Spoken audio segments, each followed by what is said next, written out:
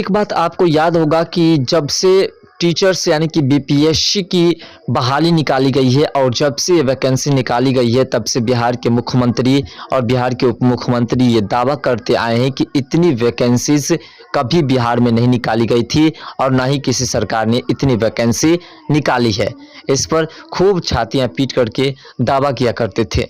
लेकिन दोस्तों, अब ऐसी मुश्किलें आ सकती है कि बिहार की सरकार, यो मुख्यमंत्री हो या उप मुख्यमंत्री हो, दोनों कहीं जेल जा सकते हैं, क्योंकि बीपीएससी का बहुत बड़ा घोटाला सामने आया है और इस घोटाले को लेकर के तमाम जनता सड़कों पर है और तमाम जनता लगातार नीतीश कुमार और तेजस्वी यादव को घेरने का काम कर रही है।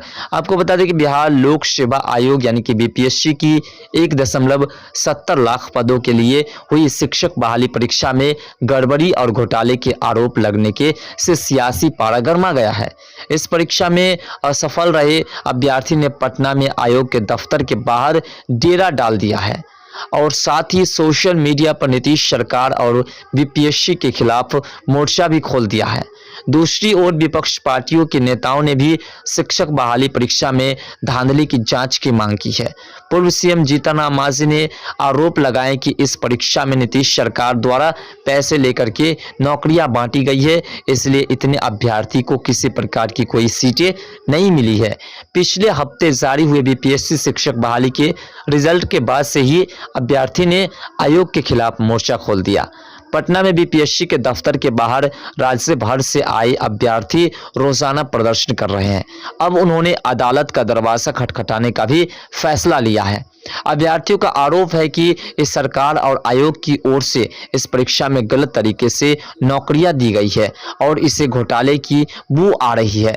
लेकिन एक बात समझ लीजिए कि अगर इसमें घोटाला हुआ है और अगर इसमें घोटाला नहीं हुआ है, अगर घोटाला हुआ है तो सरकार जेल जाएंगे तय है, और अगर घोटाला नहीं हुआ है तो फिर कॉपी जांच में प्रॉब्लम है।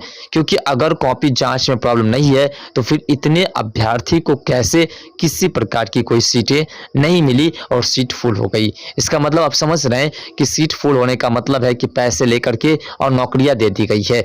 दूसरी ओर विपक्ष ने इस मुद्दे को लपक लिया है और नीतीश सरकार से कथित घोटाले की जांच की उच्च स्तरीय जांच की मांग कर दी है। और हिंदुस्तान अवाम मोर्चा के सुप्रीमो एवं पूर्व मुख्यमंत्री जीतन राम मांझी ने मंगलवार को आरोप लगाया कि शिक्षक बहाली में लैंड फॉर जॉब की तर्ज पर घोटाला हुआ है। नीतीश सरकार ने पैसे देकर के शिक्षक की नौकरियां बांटी है और इसकी बड़े स्तर पर जांच होनी चाहिए। विधानसभा में नेता प्रतिपक्ष विजय कुमार सिन्हा ने बुधवार को कहा कि जल्द ही वे इस मुद्दे पर बड़ा खुलासा करेंगे। वे युवाओं के भविष्य के साथ खिलवाड़ नहीं होने देंगे। शिक्षक बहाली में कई तरह की अनियमितताएं की गई है, इस पर इतने सवाल उठ रहे हैं, इसके बावजूद सरकार अभ्यर्थियों को नियुक्त पत्र देने से में जुटी हुई है। बीजेपी प्रदेश अध्यक्ष सम्राट चौधरी ने कहा कि शिक्षकों की भर्ती प्रतिक्रिया इस बात को दर्शाती है कि किस तरह मुख्यमंत्री नीतीश कुमार अपनी कमजोर होती याददाश्त और बढ़ती उम्र के कारण सारा नियंत्रण और क्षमता खो चुके हैं। हम नहीं जानते हैं कि वास्तव में कितने नए उम्मीदवार को नौकरी मिलेगी। यह एक घोटाला है। यहाँ तक कि सीधी साधी भर्ती प्रतिक्रिया भी हंसी का पात्र बनकर के रह गई, क्योंकि इसका इरादा कभी नेक था ही नहीं, इसलिए ऐसा हो रहा है। सम्राट चौधरी ने कहा कि केवल संख्या बढ़ाने के लिए परीक्षा लेने और सालों से काम कर रहे शिक्षकों को दोबारा नियुक्ति पत्र जारी करने का कोई मतलब नहीं है। अगर नौकरी देनी थी तो नई कैंडिडेट को नौकरी मिलती, उसके बाद वैकेंसीज जो निकाली गई थी उस वैकेंसीज का कोई मतलब होता। लेकिन वही हो रहा है और भर्ती प्रक्रिया की पूरी बाकायदा जो है वो अवैध है। नए उम्मीदवार कहां हैं और कितने हैं इसकी जानकारी ही नहीं है।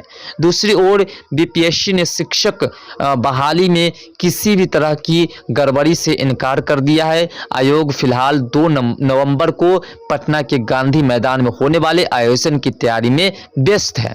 इसमें मुख्यमंत्री नीतीश कुमार की नवनियुक्त शिक्षकों को नियुक्ति पत्र बांटेंगे और इस समारोह रोह में कुल 25,000 अभ्यर्थी को नियुक्ति पत्र दिए जाएंगे।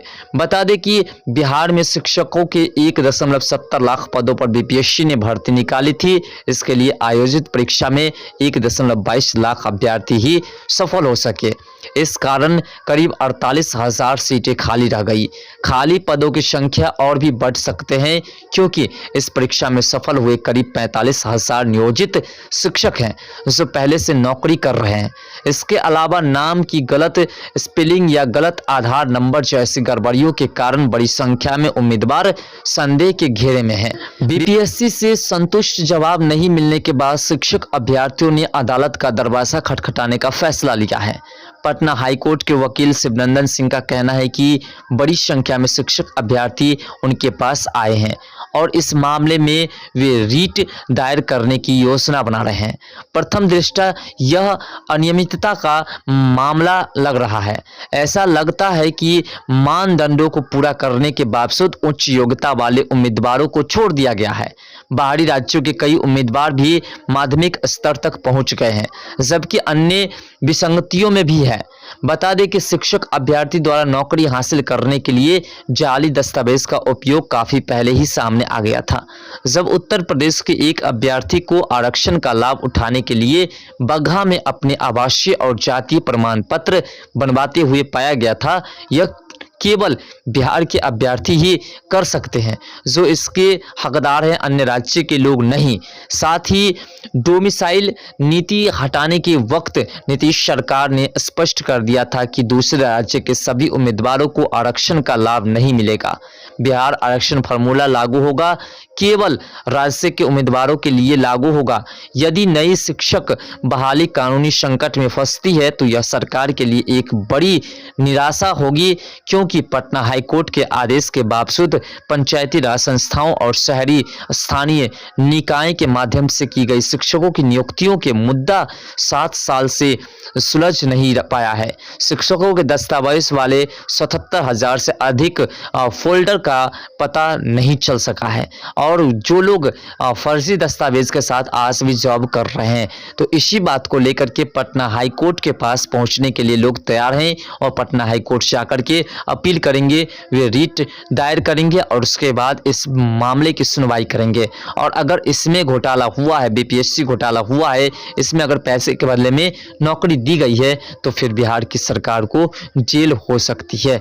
फिलहाल ये तमाम मुद्दा है कि जिस प्रकार से बिहार की सरकार अपनी छाती पीट करके कहा करते थे कि हमने इतनी वैकेंसीज निकाली है, इतनी वैकेंसीज आज तक किसी सरकार ने नहीं निकाली है, तो ये वैकेंसीज किसी काम की नहीं है, क्योंकि इसमें 45,000 से ऊपर तो पुराने शिक्षक को ही सिर्फ दोबारा एग्जाम दी गई है, मतलब दिलाई गई है बीपीएससी का, तो वो शिक्षक पहले ही कर जाएंगे। उसके बाद ऐसे बहुत सारे कैंडिडेट है जिसका रिजल्ट में घोटाला हुआ है, जिसको रिजल्ट नहीं मिला है, जो कि काबिलियत शिक्षक बनने वाले हैं, उसको भी उसका हक नहीं मिला है।